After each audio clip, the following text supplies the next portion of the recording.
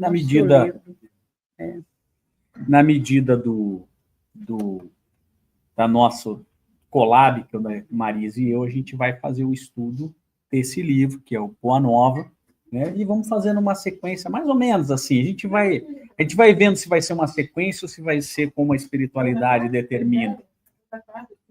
Não toda quarta. Já começamos há umas 2 semanas, né? Mas quando tiver um collab, a gente vai fazendo dentro, porque tem lições assim que são... Não todo mundo que vem fazer palestra, né? Mas nós vamos tirar alguns estudos daí do livro. O livro vai ser o pontapé da gente conversar sobre as questões que estão tratadas no livro, né? A gente não vai fazer o estudo como a gente fez no passado, né? No passado a gente tinha o estudo da Boa Nova, a gente já teve várias formas, né? A gente lia todo o livro e comentava, teve situações em que a gente falava palestras sobre o livro, a gente já teve várias formas. O objetivo é a gente extraindo da lição, né? E aí a gente vai comentando sobre esses conceitos que às vezes ficam meio fora. O livro Boa Nova, ele é todo pautado nas questões da Bíblia. Ele tem uma passagem, então tem alguma coisa que está lá em algum dos evangelhos. E nessa... Tem. Vale a pena. Vale a pena a leitura dele, independente de qualquer coisa. E Humberto de Campos, que é o espírito que enviou esse livro através de Chico, ele tem um olhar assim bem... Ele era jornalista, então ele tem um olhar bem investigativo e ainda sem muita... não muito voltado para a religiosidade. Então, ele tem um olhar mais, né, bem bacana. A gente vê esse parâmetro dele. E como a gente falou na semana passada, 2 semanas atrás, agora já não lembro mais, quando que a gente fez, ele teve acesso aos vídeos e aos arquivos, a gente não sabe como é que é, mas deve ser em vídeo, né? Não deve ser, de como as passagens aconteceram. Então, é algo que ele vem relatar de uma maneira fantástica, né? Então, E ele também comenta sobre essa escola, né, que ele está lá nesse setor educativo, que ele está lá no mundo espiritual, em que pessoas que estavam na época de Jesus, pessoas, né, transeuntes, pessoas que conviviam com as famílias, estavam, e eles trazem também esse olhar dessas pessoas que observaram os movimentos de Jesus, os movimentos da época, como aconteceram as coisas, né? Ele chama que é esse olhar folclórico, né? Que são das pessoas comuns que observam os fatos e passam a contar, né, as suas histórias sobre aquilo. É bem interessante. O estudo. Vocês precisam, né? O estudo... O que nós vamos conversar hoje é o capítulo 2, né? Jesus e o precursor. Então, para a gente falar do Jesus, né? O missionário, Cristo, e o seu precursor, que muitas vezes a gente acaba não estudando tanto, que é João Batista. João o Batista, né? Primo de Jesus. Que é primo de Jesus. E é importante a gente ter uma noção, eu fiz uma contagem, né? Lembra quando a gente falou sobre o Evangelho? O Evangelho é a história contada por aquele personagem, sendo o Evangelho, a Boa Nova, Jesus. Então, nem todas as passagens que estão no Evangelho estão em todos os Evangelhos. Na verdade, apenas 17 passagens de toda a história, de todo o Evangelho, todos os 4 Evangelhos, só 17 passagens estão nos 4 Evangelhos. São citadas de alguma maneira. Por quê? Porque é a visão de cada um deles. Tá? Dessas 17, são poucas, né? A gente tem que considerar que os 4 evangelistas relataram que aquela situação pontual aconteceu. Uma delas é João Batista. Então, a importância...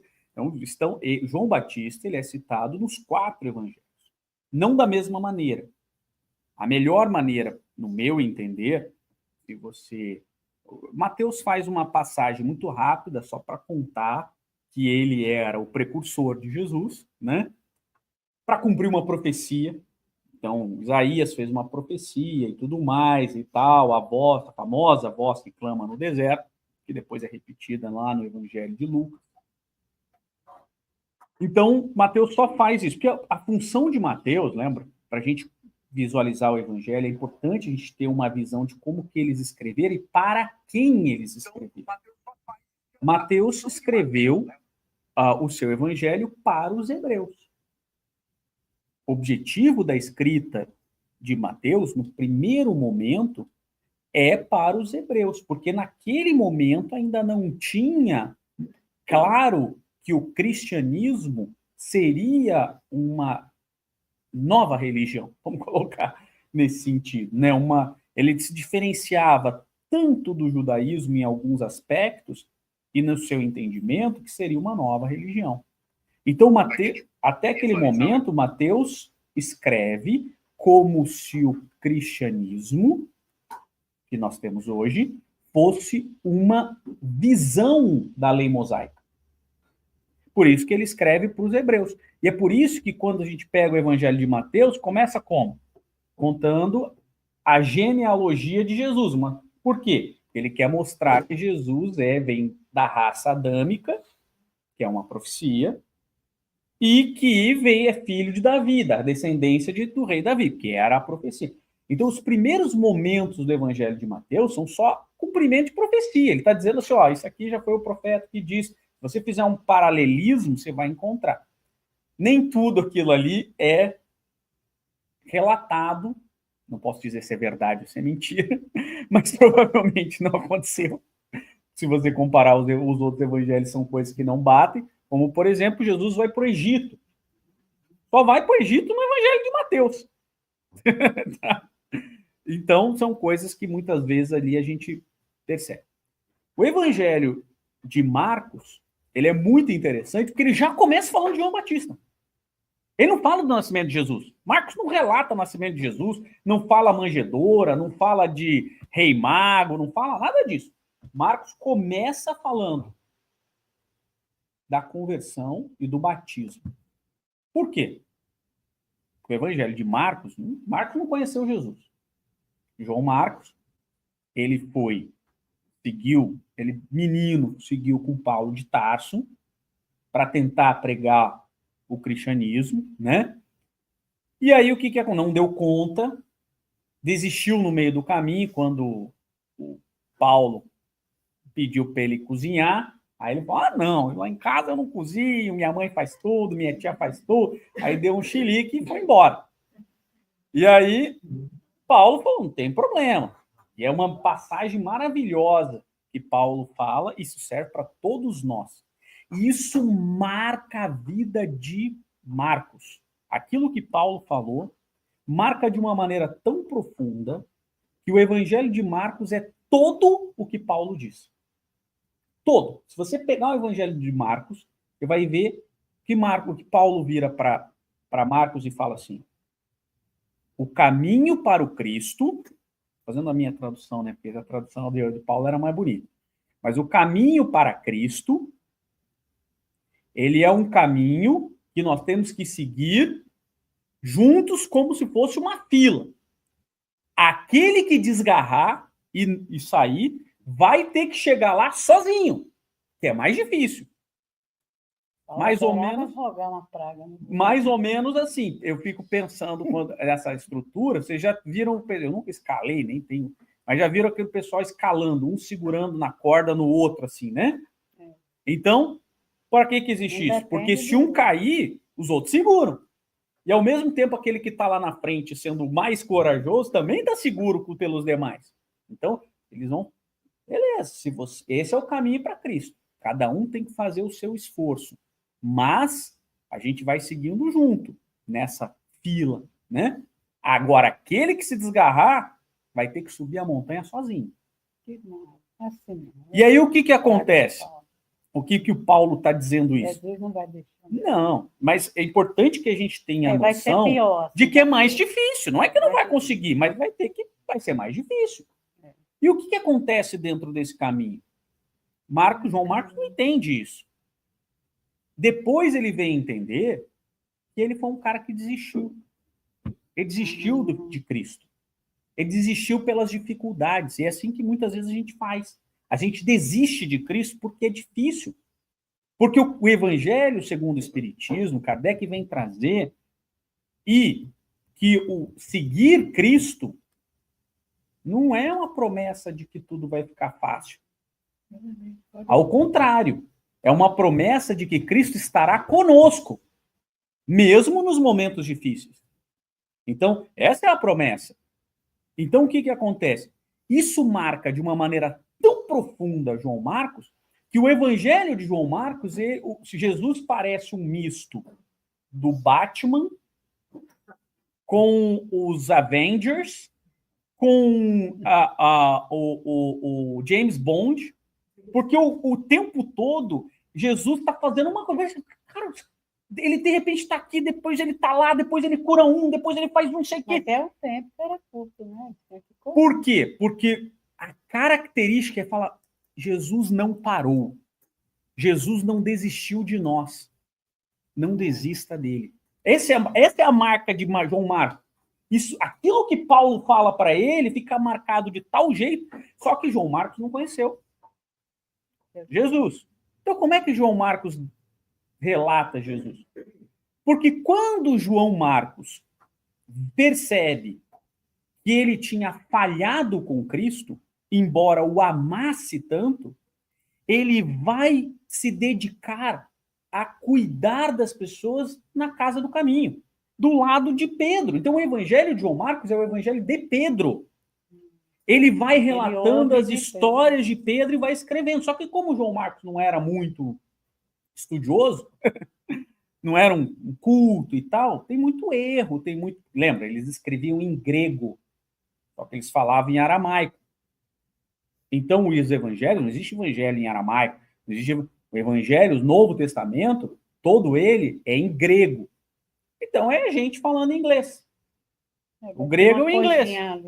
Então, se a gente não estudou muito, um monte de erro de grafia, não sei o quê, parari, pará. Bom, a melhor descrição de João Batista, por que eu estou falando isso? Para a gente poder entender, todos eles não estão lá.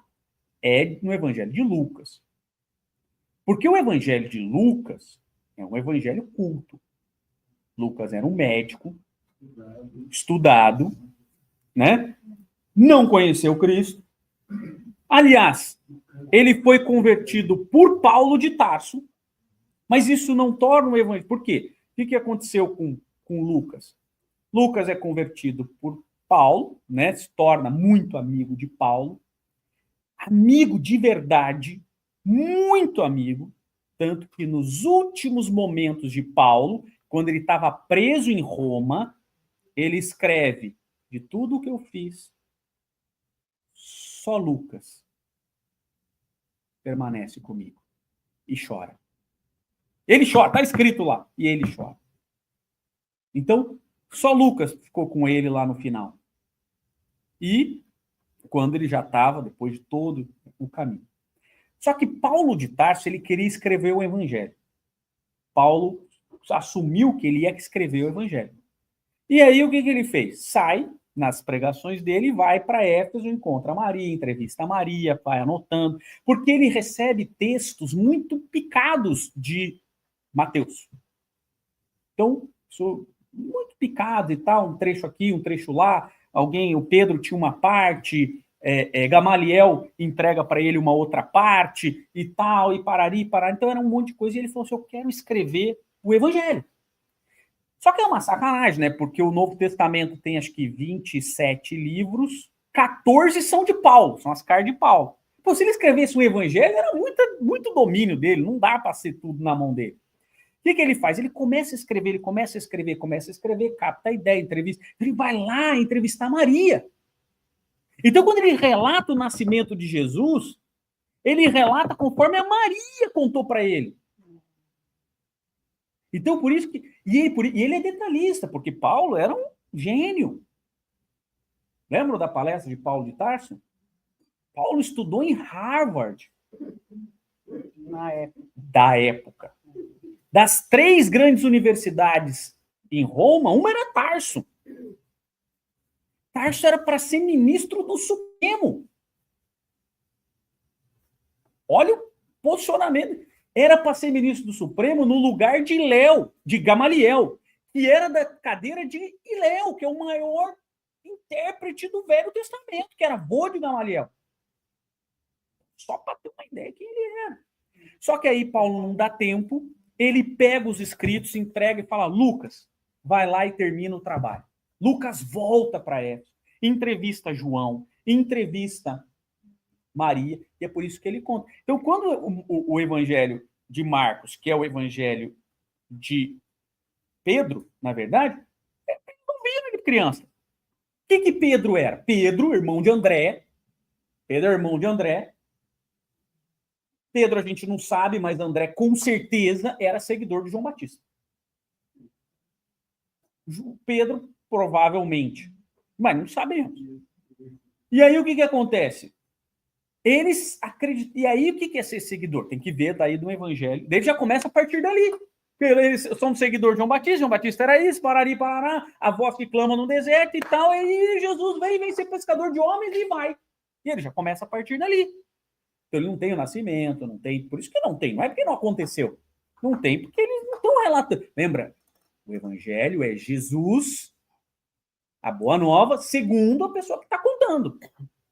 João Humberto de Campos traz Jesus menino. Menino. João Batista menino. E aí, que tem passagens. Tem passagens dele menino. Agora, quais são as passagens que a gente tem? Aí, vou chegar nisso. Não, vou falar já. Vou. Esse gancho é bom. Jesus criança. O que a gente tem de Jesus criança? A manjedoura. O nascimento. O êxodo para... o êxodo para o Egito supostamente aconteceu, né? Não se sabe. O que mais? Com 12 anos em Jerusalém e passa 3 dias perdido. A gente pensa que não, né? São 3 dias perdidos. Eles vão para Jerusalém. E isso deixa claro. Lucas deixa claro que todo ano, por isso que tem coisa que não faz sentido ele. Todo ano eles iam para Jerusalém. Todo ano. E quando ele completou 12 anos, ele vai lá e está encontrado depois de 3 dias perdido. Imagina, 3 dias perdido, se perdeu um filho de 12 anos. Ele fica desesperado e eles encontram ele lá conversando com os doutores dali. Essa parte é muito importante, com os sacerdotes, na verdade, né? Com os sacerdotes. Beleza. Então, faz essa pausa aí. E depois, não tem mais passagem dele, criança. Só acontece depois. Duas, bem mais, acho que uma passagem dele, criança. Acabou. Acabou a passagem de Jesus, criança. E aí, já vai para João Batista. Mas a gente tem que lembrar da história de João Batista. Porque senão a gente vai olhar sem entender o resto. Então, o que acontece? João Batista era primo. Filho de Isabel. Primo, eu não sei. Porque primo não existe. Tá? Eu vou tomar um frio mesmo. Obrigado. Não existe primo? Primo em aramaico, não existe essa palavra. Como não existe, eles eram parentes. Porque diz que Isabel era prima de Maria. Né? Porque eles eram parentes. Por isso que algumas traduções eles falam que eram parentes. Mas provavelmente primo, que eram próximos.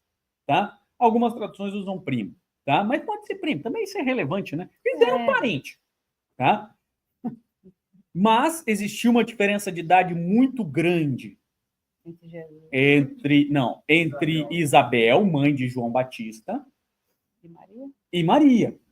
Bem grande. Isabel, porque ela não podia ter filho. Ela era mais velha. Também mais velho. Para a época devia ser o quê? 39 anos. Muito velho. Muito menos. Até 30 anos já era velho. 29 anos, era velho. 30 anos já era velho. Para a época, com raríssimas exceções, que morria muito cedo. Agora é 150, que é velho. Olha que legal. Então, e o pai de João Batista, ele era um sacerdote. Então, era uma pessoa Primeiro, ele era um fariseu. Então, por isso que as pessoas precisam entender. Jesus não gostava dos fariseus. Não é verdade.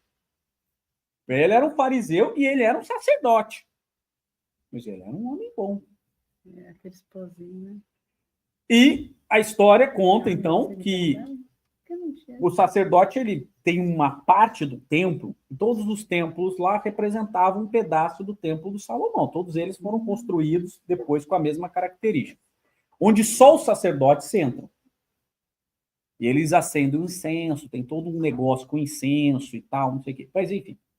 Naquele momento, apareceu um anjo que disse, olha, você vai ter um filho chamado João, e esse vai ser o precursor, né? E ele falou, eu vou ter um filho? Mas Isabel é estéril. E já está velha. E ele mais velho ainda, provavelmente, né? Como é que eu vou ter um filho? E aí o anjo, que é o Gabriel, o mesmo Gabriel que engravida todo mundo, né? Falou assim, ó, eu estou dizendo isso, e você, como você duvidou, isso é um símbolo, tá? Você vai ficar mudo até isso acontecer. Você imagina um sacerdote que que usa a palavra, né? Vai ficar mudo. E ele está no templo fazendo as orações, e quando sai, ele está mudo. Todo mundo esperando ele lá, provavelmente era a Páscoa, sei lá, né? Ele estava lá esperando ele falar alguma coisa e ele não fala. E aí esse anjo aparece para Isabel, tá? Dizendo que ela ia ficar grávida, e ela acredita e tudo mais, puxa e tal, papapá. 6 meses depois, ele vai engravidar Maria. Quer dizer que Maria estava grávida, quer dizer. É o anjo Gabriel, cara. Vai engravidar, Maria. 6 meses depois da notícia. Fofoca bíblica. E então a diferença entre João Batista, a gente se sabe bem, a diferença entre João Batista, está escrito expressamente isso, e João são 6 meses. Então eles eram, mas não moravam perto também, não moravam próximos, tá? Mas tinham uma boa relação, tá? O Evangelho de Lucas descreve exatamente onde foi, quando foi, quem era o imperador na época. Então a gente sabe exatamente quando que, pelo menos no calendário próximo da onde que João Batista começou a pregar. A gente sabe que então João Batista. Então vamos contar João Batista. Aí fala de Jesus e tudo mais. Depois conta a passagem que a Maria vai contar para Isabel, funciona. Eu também recebi a presença e agora eu também estou grávida. E ela fala, como é que pode alguém que é virgem, aí tem toda a questão da tradução da virgem, que é virgem, que na verdade talvez seja mais virginal, que é diferente de virgem. Virginal é uma pessoa que é pura, que não tem maldade, mas que também tem... Bom, enfim, isso também é relevante. Mas aí o Ocidente já... O fato... Não, é porque tinha uma profecia que a virgem ia engravidar do Messias. Isso é uma profecia que já existia. E, no fundo, isso é uma bobagem, porque isso já estava numa profecia babilônica. Isso já tinha uma profecia semelhante no Egito. Então, assim, isso é uma bobagem, porque não vai tirar o quanto Maria é importante para nós. É só para mostrar que o maravilhoso. Porque a gente aprende com Kardec a pensar racionalmente. Uma mulher sem relação sexual nesse planeta não tem como engravidar. Nem pelo Espírito Santo. Nem pelo anjo Gabriel, né? Nem Espírito Santo, é o Gabriel. Se fosse Espírito Santo ainda, né? A Igreja Católica. O fato é que isso daí é o que menos importa. Porque todos nós conhecemos a pureza de Maria. Você já pensou, e como também a pureza de José. Você já pensou que todo o cristianismo, tudo que nós temos, por alguns momentos, esteve nas mãos desses dois personagens. Se derrapasse, Isso não podia dar errado. Não podia. Então, não era assim, vamos escolher qualquer um. Quem vai ser lá? Tem um final aí. Tem alguém que nasceu, não sei o que é. Quem que é virgem? Abril, sei lá quando que nasce, qual é o período que tem signo de abril, né? Setembro, sei lá, não entendo José nada. era muito mais velho que Maria. Tem toda uma história. Tem uma história, claro. Para denegrir o espírito. E também até para outras coisas, né? E a mulher, principalmente, né? Não só. A única que ainda é poupada um pouco é a Maria de Nazaré. As outras também são tratadas de maneira... ou tratadas ou interpretadas de maneira inadequada, né? Mas isso é relevante, porque para nós, espíritas, que somos convidados a raciocinar, a virgindade de Maria é o que menos importa. Porque na sua essência, ela era pura. Boa. Porque ela tinha que cuidar de Jesus, que era... Você imagina que se Jesus, um espírito Cristo, teve que adaptar o seu perispírito para poder encarnar em provas e expiações, que ainda a gente é pós-macaco, que a gente é quase macaco, né? Às vezes nem tão pós assim, né? Mas você imagina como que deve ser o vaso de uma mulher e o espírito para poder receber esse Cristo. Imagina como devia ser José, um pai que vai cuidar dessa criança e dessa mulher grávida. Não podia ser qualquer um. Óbvio que existia todo um amparo ali, mas o fato é que eram espíritos, se não mais evoluídos do que a gente hoje, pelo menos, e com certeza eram, né? Missionários. Então, esse é o primeiro ponto que a gente tem que ver dessa história. Não, tanto que Maria, não sei porque não se fala muito de José, né? Mas Maria tinha todo um olhar diferenciado para Jesus. Ela sabia que ele não era. Todos sabiam. Todos sabiam. E aqui fica claro isso. Por isso que esse livro é lindo. Porque a gente vai vendo... ler, capítulo 2. Mas Isabel também era. Capítulo 2. E aí o que acontece? Nasce João Batista. Quem que foi João Batista? João Batista também era. João Batista, depois a gente sabe que era Elias. Elias foi um dos grandes profetas. Não sou eu que estou dizendo, não. Foi Jesus que falou. Foi Jesus, não foi? Sou eu, não. Teve a transfiguração. Na transfiguração também, mas Jesus fala, João Batista, Elias ressuscitado. Essa é a tradução. Mas é óbvio que não é ressuscitado, né? Então, mas como pode? Aí tem todo... Enfim, mas isso é... Vamos lá. Então, quem foi Elias? Elias foi um grande profeta, mas que se perdeu. Se perdeu. E quando ele venceu os seus opositores, mandou decapitar todo mundo. E aí, Deus falou... Deus, né? Porque o Velho Testamento é Deus que se manifesta. A gente sabe que é espiritualidade, pode ser Cristo, pode ser o Espírito Santo, sei lá, não importa quem foi. Mas falou assim, olha, você errou. Você errou. Não pode. O que você fez, você extrapolou. E aí ele, de birra, porque Elias era birrento, foi lá e falou assim, então se você... Ele faz uma profecia, ela não funciona, e aí todo mundo começa a achar que Deus já não está mais com ele, e ele fala assim, se Deus não está comigo, eu vou me retirar e eu também não estarei com Deus. E é assim que a gente faz, né? E aí eu não estou mais com Deus, e não sei o quê. Quero ver Deus vir aqui e pedir para eu voltar.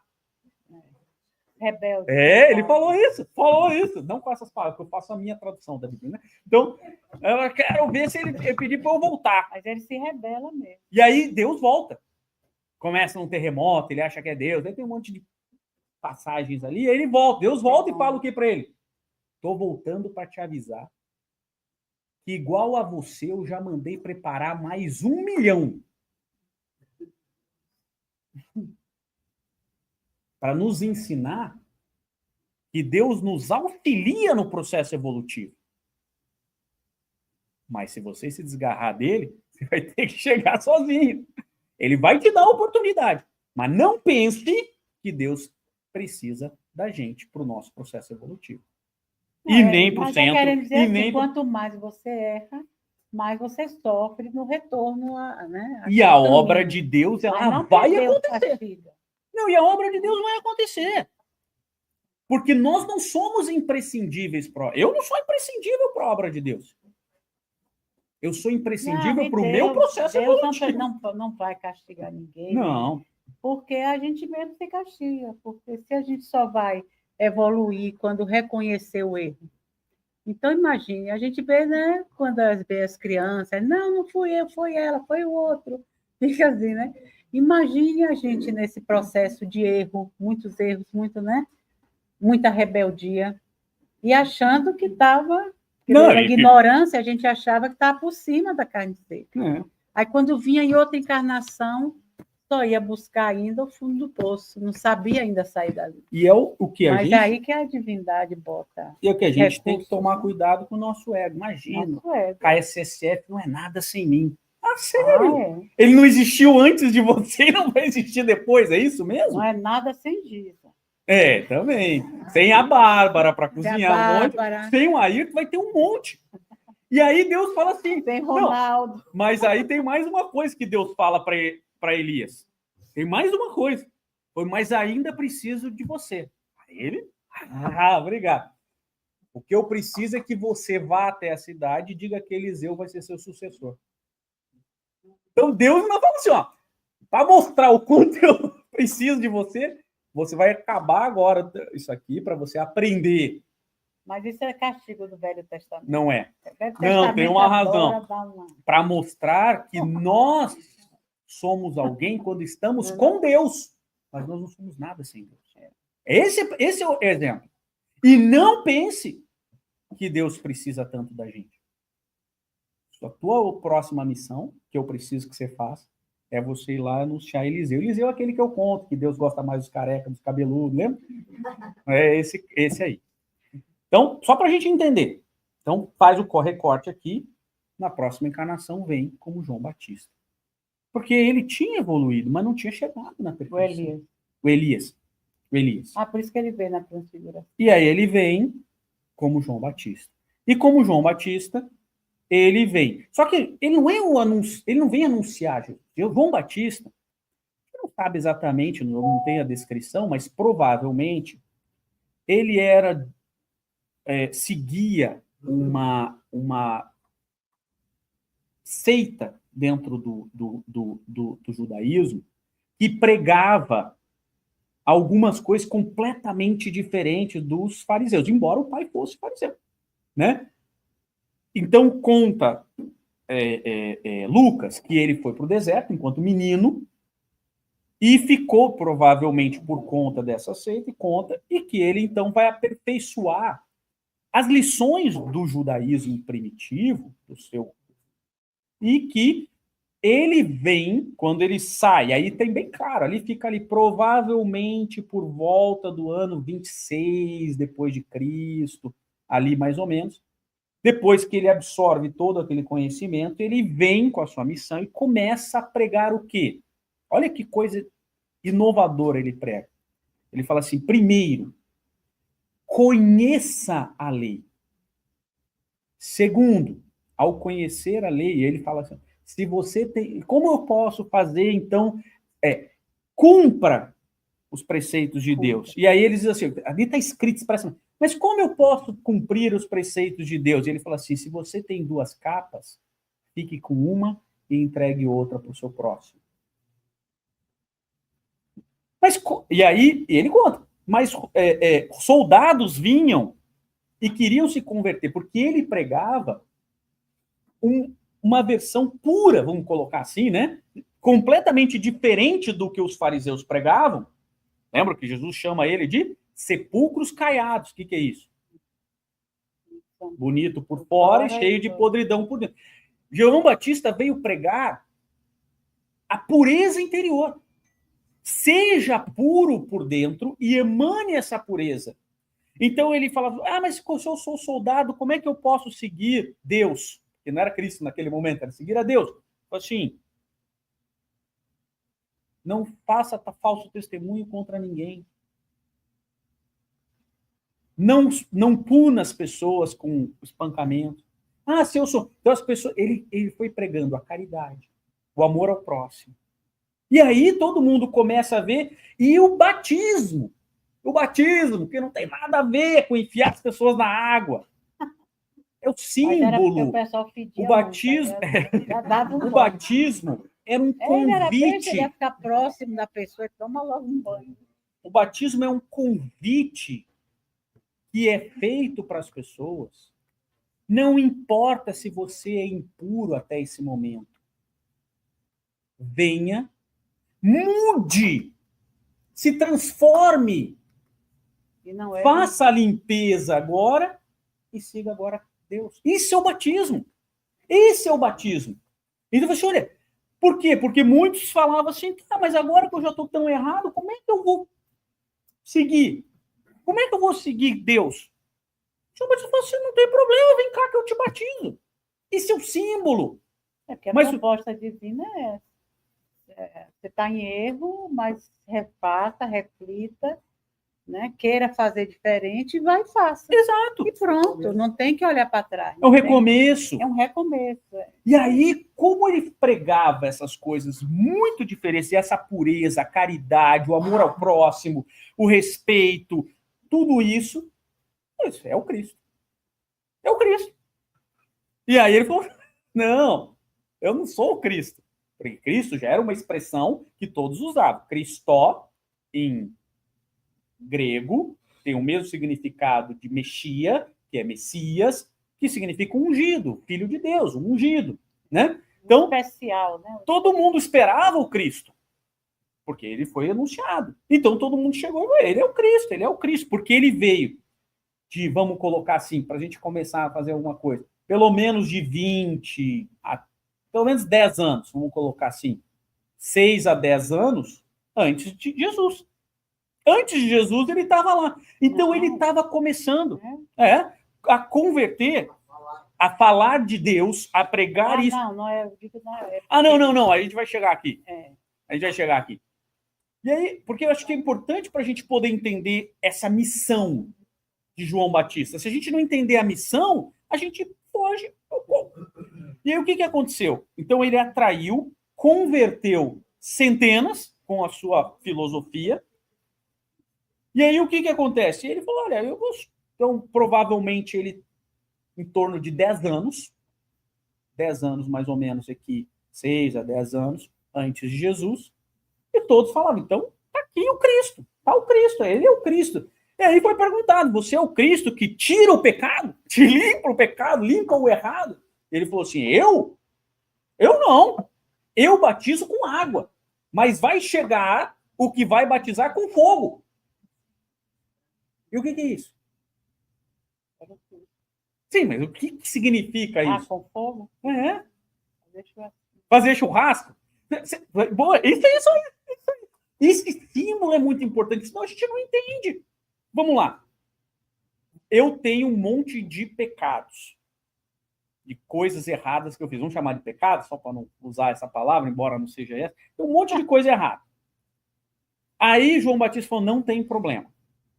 Eu vou fazer a sua limpeza e a partir de agora eu vou batizar os seus pecados do passado, você vai ser um novo homem e a partir de agora você tem o direito de fazer tudo certo. Ou de tentar, tudo bem? Tudo bem. Então você está me liberando desses pecados? Estou. Que é o símbolo, inclusive, do batismo, não é isso? E aí? Agora, se eu, em vez de usar água, eu usar fogo, o que vai acontecer com vocês? Vai morrer, né? Porque o objetivo do batismo de Cristo é no Espírito. Não é o batismo do corpo. É a limpeza do Espírito. Esse é o símbolo.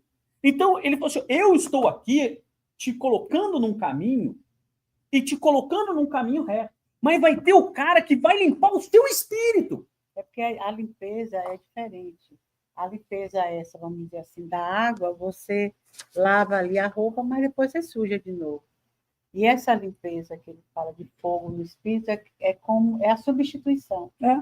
Você tira o danoso e bota o bom no lugar. Então, aquela coisa que você usava de uma forma negativa não vai existir mais. Não tem assim, um dia você é bonzinho, outro dia você é malzinho. Quando você faz quando a gente consegue se elevar ao ponto de que Jesus, né, já usava isso normalmente na vida dele, e era um espírito, mas já era bom, né? E ele dizia, né, vocês vão fazer o que eu faço e mais ainda. É esse o caminho que a gente segue, não é seguir Jesus na pregação, né? É essa reforma interna, é reconhecer, não, isso eu estou errado, isso eu faço errado, isso eu penso errado, isso eu ajo errado, e agora eu vou fazer certo. E toda vez que o errado vier, você recuar, ou se fizer errado, você chega lá, ô fulano, desculpe, eu estou deixando essa mania que eu tenho de bater no rosto dos outros, não vou mais fazer isso. E se policiar, entendeu? Então, e agora, o que é mais difícil não é essa forma exterior de se posicionar, é a forma interior, através dos pensamentos. Então, esse fogo tem que realmente, como se fosse assim, tirar de dentro, entendeu? Acabou, aquilo não faz mais parte de você. Como é que queimar um pedaço de papel? Ele deixou de ser uma carta, não vai mais atuar de forma danosa, né? Então, e a gente só consegue isso substituindo aquele sentimento, aquela emoção, por alguma coisa positiva que você passe a fazer, a usar. É como trocar a ferramenta, né? Olha, eu antes comia pão, agora eu como biscoito. Não tem jeito de eu pegar nesse pão de novo. Então, alguma coisa assim que deixa de existir, né? Deixa de existir em você. Por isso que a gente tem muitas encarnações, porque Deus é bondoso demais de deixar a gente se testando. Encarnação, e dizer assim, puxa, olha, aquilo lá ficou mesmo. Agora, você sente, né? Só que ele diz que a gente tem condição de fazer isso já a esse tempo que estamos vivendo, por esse mundo de possibilidades que as encarnações têm nos dado. Veículos, leituras, né, tudo, o contato com as pessoas. Então, a gente tem condição de fazer esse movimento, de tirar, de queimar o que está fora, dentro, né, danoso, e ir substituindo pelos movimentos positivos, né? Então, e aí, João Batista pega todos aqueles seguidores que ele tinha regimentado, por isso que ele é o precursor. Todos aqueles falam assim, então agora eu estou entregando já eles purificados do corpo para que eles possam se purificar do espírito. E eles sigam agora Jesus. É por isso que André, claro, não só por isso, mas por isso que André e Pedro, no momento em que eles convidam, você é o Jesus, venha ser pescador de homens, eu vou fazer o meu reino, eles vão imediatamente, porque eles já estavam prontos. Eles já estavam preparados, não entendiam ainda. Como a gente vai ver lá na frente, não entendiam, demoraram para entender a proposta. Há muitos até hoje não entenderam a proposta de Cristo, né? E com certeza nós não entendemos ela plenamente, porque cada momento em que a gente vai vendo a profundidade e conhecendo, vai aumentando essa profundidade. Enfim, uma série de coisas. Então, o fato é, João Batista teve um papel fundamental de começar a pregar primeiro o judaísmo puro, trazer as pessoas para aquilo, para daí entregar as pessoas já meio prontas para Jesus. Legal, né? Por quê? Porque Jesus não ia conseguir purificar as pessoas? Claro que iria, mas a missão de Jesus era pequena, era pouco tempo. Ele tinha que ter pessoas. Então Jesus vai lá, é batizado por João Batista, e aí João Batista fala, pô, mas como é que eu vou batizar você? Eu falei assim, vai, porque eu tenho que dar um exemplo. E aí ele falou assim, olha, eu estou batizando, mas esse é o Cristo, né? E aí Jesus ainda faz ainda uma rasgação de seda e fala assim, dos filhos nascidos do homem, esse é o melhor de todos. Fala para João Batista, né? E aí, claro, João Batista tem por conta do seu débito, ele tem algumas coisas, porque como não era um espírito puro, não era, naquele momento, ele tem algumas coisas ainda a resgatar. Uma delas, ninguém esqueceu que ele mandou matar, tirar a cabeça de todo mundo. E aí o que acontece? O rei Herodes, a contragosto, mas a pedido da sobrinha, da qual fofocas bíblicas, né? O Herodes é filho da Herodita, sei lá o que, Salomé, né? Acho que é. Salomé. E aí tinha alguma coisa com Herodes e o João Batista condenava isso, porque era sobrinho, ele era casado, né? Aí, e lembra que Herodes não era hebreu. Herodes foi colocado por Roma. E aí, enfim, acaba ela fala assim, no banquete, você quer me agradar? Então, traz a cabeça de João Batista numa bandeja de prata. Ele vai, e tudo bem. Bom, aí Jesus, então, logo depois, até porque precisava fazer esse elo de corte, um precisava resgatar e o outro precisava não estar mais existindo para que pudesse Cristo assumir aquela posição. A mesma coisa que aconteceu com Kardec. Ninguém assumiu o posto de Kardec porque a espiritualidade era rumor, porque ele precisava ter um só. Ele precisava guiar o caminho. Isso é claro, só ler lá em obras póstumas. Então, mas da onde que Jesus conhecia, né? Agora, voltando aqui, a gente não vai ler o livro, mas só para a gente... Esse livro conta daí a história. Então, Jesus já conhecia, porque ele era primo, né? Então, já tinha uma proximidade, embora não morassem próximos.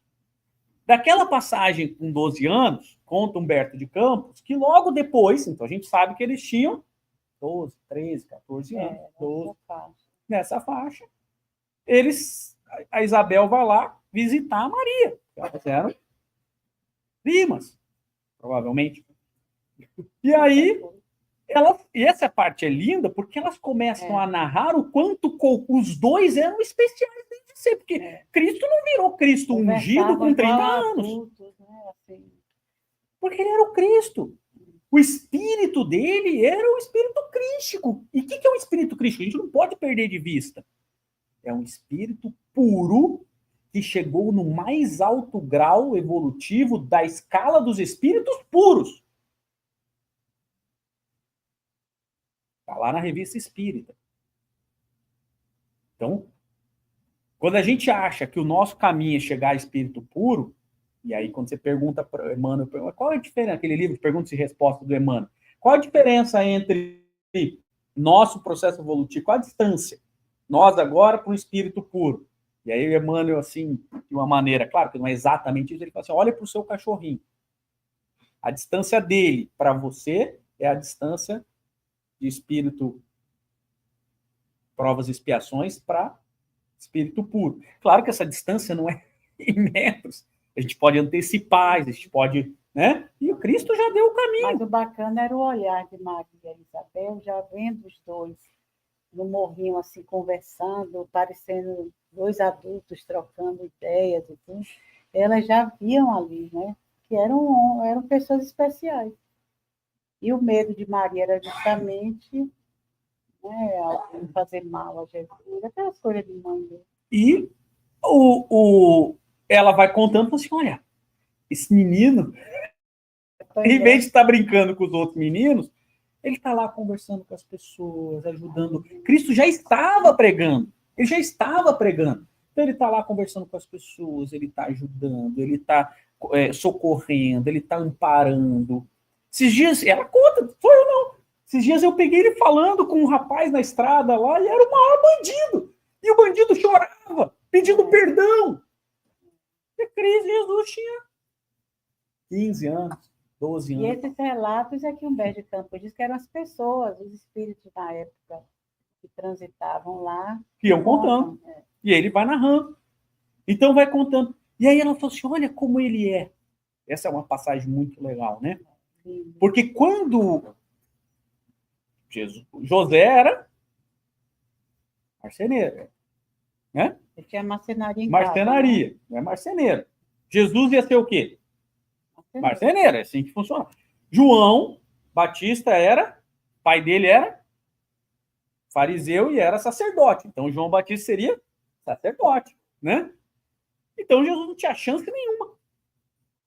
Chance nenhuma. O que fez Maria? Quando o Jesus se perde em Jerusalém, os sacerdotes se interessam em conversar com ela. Nossa, mas ele Maria tinha preocupação de Sim. fazerem alguma coisa com Jesus, os sacerdotes, né? de ele se perder ali. Né? E Maria faz óbvio, vai lá conversar com o sacerdote. Não dá para receber o meu menino aí? Vocês viram que ele é. E sempre foi assim, espirituoso, e sempre foi essa pessoa boa, que parece que ele fala coisa de outro mundo. E aí, só que ele vai ser marceneiro. Ele volta e diz que quer trabalhar. E aí, será que não dá para vocês aí acolher o menino, fazer uma exceção para que ele possa estudar e receber uma educação? Porque lembra? O Estado, o estudo era para quem? Poucos. Mesmo no povo hebreu que era, mas muitos não sabiam ler, muitos não sabiam escrever. Então, se Jesus continuasse marceneiro, provavelmente ele não ia ter. E aí ela vai lá e pede. E ele fala, traz o menino, a gente, né? E quando ela volta, conta para José. Sem contar para Jesus, o plano dela, né? Que já estava articulando assim para colocar ele numa posição melhor. Quem sabe ele vai ser um dia no Sinédrio, né? Quem sabe ele vai ser. Ela pensa, né? Queria o melhor para ele. E aí ele vira para ela e diz assim: eu não tenho demonstrado para você a minha proximidade com Deus e a minha missão? E ela, por isso que eu estou pedindo, né? Para que você, a minha parte com o Pai? Foi por que você quer me colocar lá? Não, mas eu queria o melhor para você. O melhor para mim vai estar daqui a pouco. E aí ele vai lá no dia seguinte e pede humildemente para trabalhar com José. Ele é o pai para trabalhar com. Ele fala assim, isso é uma lição fantástica. É a mesma lição da manjedoura, da humildade. Cristo humildemente vai pedir para José para ser. Ele não era um espírito que ia se perder pela vaidade. Ele já sabia, né? Não era como João Batista. João Não Batista importa. Muito distante. Capengando. Muito distante. Ele Lembra? não. Os espíritos, qual é a característica? Kardec fala isso. Qual é a característica do espírito puro? Eles são infalíveis na sua missão. Imagine um espírito crístico, que ele é um espírito puro, mas do mais alto grau. Eles co-criam com Deus. Entendem a vontade de Deus e as executam. Esse é o que diz Kardec, o que diz lá na revista Espírita. Kardec, não. Os espíritos para Kardec na revista Espírita. Então, vejam. O fato é, Jesus vai lá, mas ali ele mostra que o cristianismo ele é feito de humildade. Cristo veio mostrar para nós que não importa de onde a gente venha, não importa o tipo de família que a gente teve, se a gente foi bem tratado, maltratado, se é uma família boa, se é uma família ruim, se é uma família evangélica, se é uma família cristã, se é uma família espírita, não importa. Você é dono do seu próprio destino. Não importa se você nasceu na manjedoura. Não importa o que você faz. Não importa a sua profissão. Não importa. Não importa quem você é. Importa o que você é por dentro, porque é o que eu proponho, eu não. Cristo. E Cristo propõe é um batismo de fogo. É um batismo do Espírito. Então, essa é a diferença. Então, essa lição de Cristo trabalhar, porque ele também sabia que precisava de João Batista. Era necessário que João Batista viesse, mas era necessário para Cristo? Era necessário para o processo evolutivo de João Batista. Porque como que você recupera um profeta que errou? Dando a oportunidade dele ser um profeta que acerta.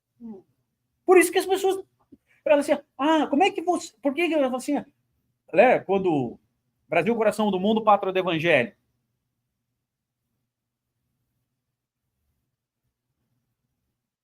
Um monte de espíritos saído dos umbrais da França foram convidados a reencarnar no Brasil. Muitos são políticos que desviaram na Revolução Francesa, que mataram, não sei o quê. Eles falam assim, pô, mas isso foi um pedido.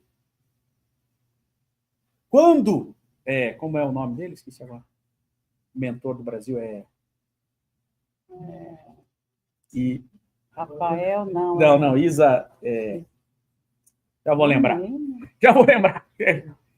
Ele vai lá para Jesus falando que desvirtuaram, preocupado com a escravidão, não sei o quê, parari, parará, que o Brasil estava tomando outro rumo, chorando, desesperado. Jesus, calma, eu vou te ajudar. E aí que ele pega, vai lá nos umbrais da França e coloca... Nossa, isso é ajuda? Aí você... Eu tô esperando que você... Né? Ismael. Ele falou assim, o evangelho de Cristo é o evangelho para os doentes. Então, se você quer recuperar a escravidão, as karmas, seja como for, né, da escravidão, você tem que dar oportunidade daquelas pessoas para que elas recuperem. Como é que você recupera um médico que cometeu diversos abortos?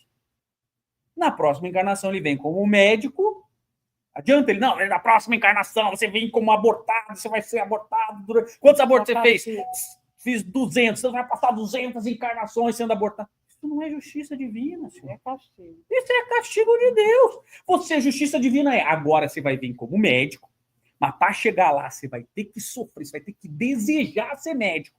E quando você chegar, você não vai encontrar lugar nenhum para trabalhar. Você vai querer ser cardiologista e não vai ter vaga. Tudo vai dar errado na tua vida. Tu vai ser obstetra. E vai trazer gente para a vida. E vai trazer. E o dia que você tentar fazer cardiologia, vai dar tudo errado na tua vida. Não é muito fácil, não é muito difícil você ler os seus caminhos. Não é muito difícil. Quando a gente... É que a gente não quer. A gente deseja coisas, simplesmente deseja e pronto, né? E aí esse desejo muito ralinho, não dá certo, aí você se frustra, aí você é uma pessoa frustrada porque tem que fazer isso, aquilo, aí faz com raiva. Quer dizer, quantas vezes a gente não tem que vir para poder ir entendendo o ritmo, né, da vida. E como é que você recupera um político que fez corrupção, matou um monte de gente, não sei o que lá? Só queimando. Dá a oportunidade dele vir como político e reparar. Não deixa Jesus nem Deus ver ele. Já vai. Não. Tem que reparar. Tem que dar a oportunidade dele reparar.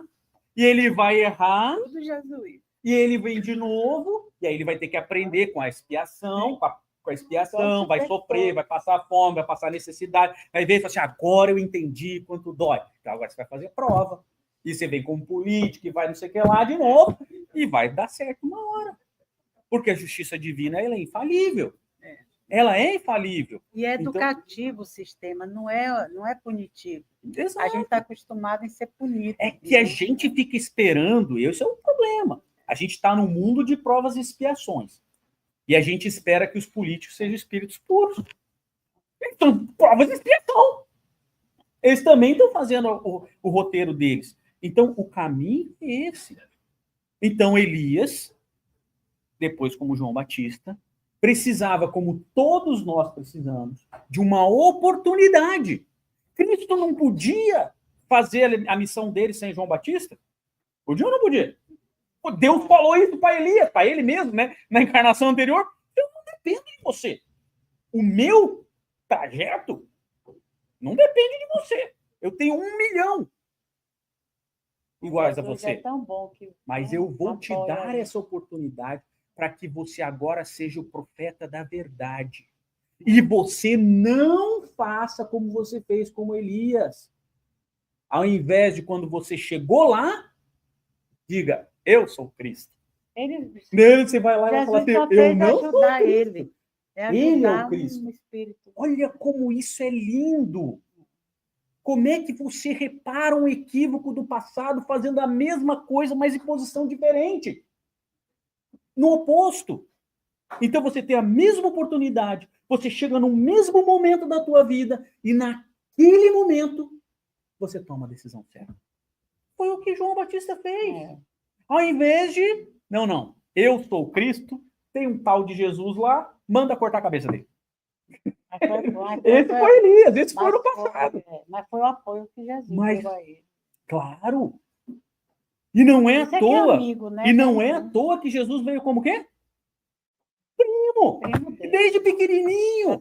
Batendo nas costas para si. Primo, irmão. Ali é que você quer que o outro dê certo, né? Você vê que é uma relação de amor que a gente tem com esses espíritos, não é de punição. Deus então, já projeta tudo nesse sentido. Então, olha o resgate de Elias.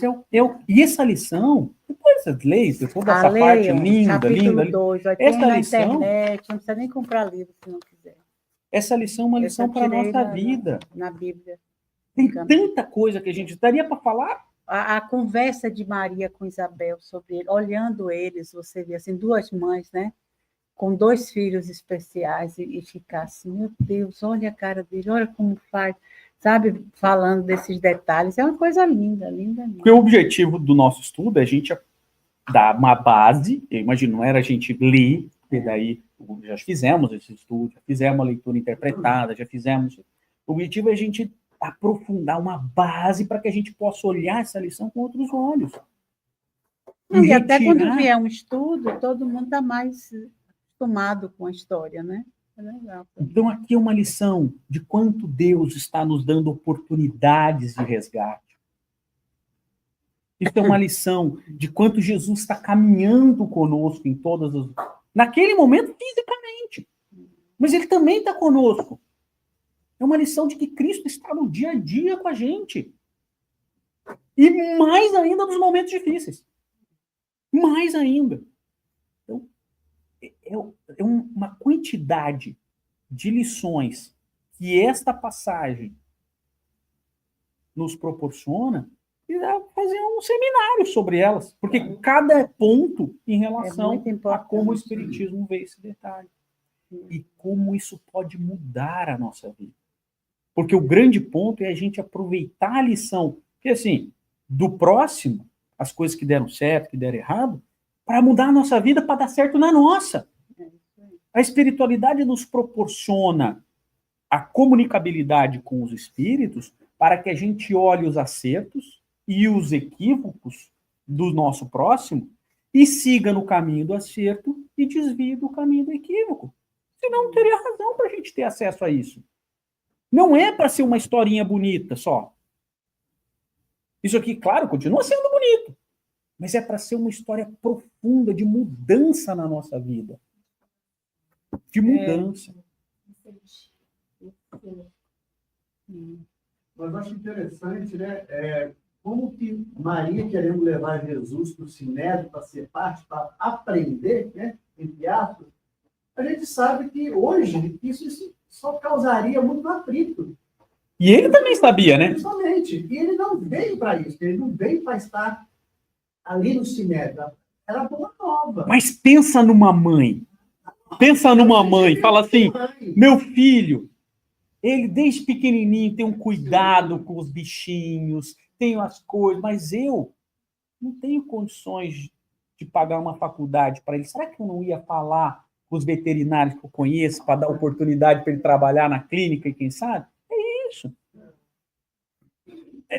Ela, quanto mãe, ela fala, poxa, se ele tem esse caminho não vai ser traçado, porque o pai dele, é marceneiro, vai ser marceneiro. Então e aí ele vai lá e fala assim, eu vou ser marceneiro.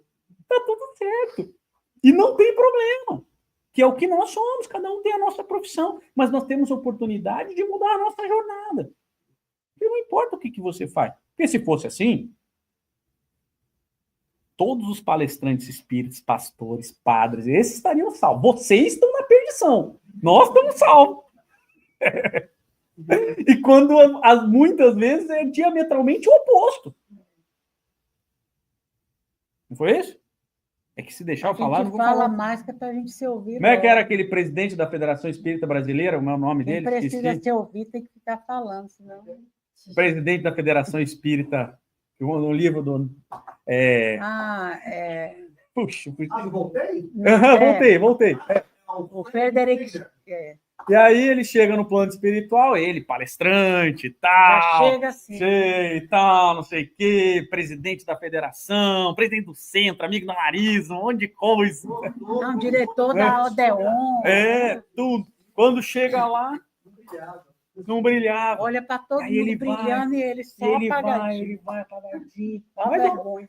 E aí, olha lá o rapaz que limpava o centro e tal. Ficava na portaria. O Galtinho ficava lá, só nem aparece aqui, brilhando. O cara ficava na portaria, estava lá numa rodinha, todo integrado. A escola que entrou no Brasil, entrou por intermédio Frederic, fundador da Odeon. Fundador da Odeon. E aí, ele vai lá e diz assim, mas vem cá, como é que você está com esse brilho todo? Eu estou todo apagadinho assim. Ele disse, não, porque o senhor falava lá e eu fazia tudo que o senhor falava. Era bom. Isso, essa é a diferença. Ele falava, mas não fazia, né?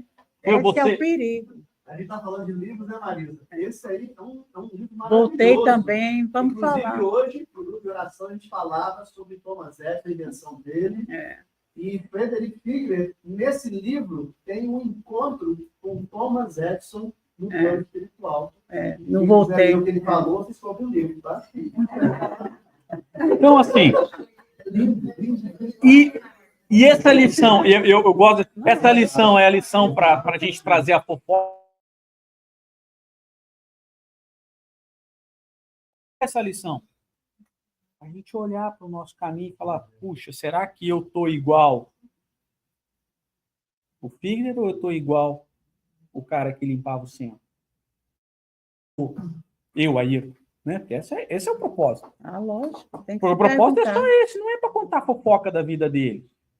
Como os mensageiros não é para contar fofoca, não é? O que eu posso usar daquilo ali na minha vida para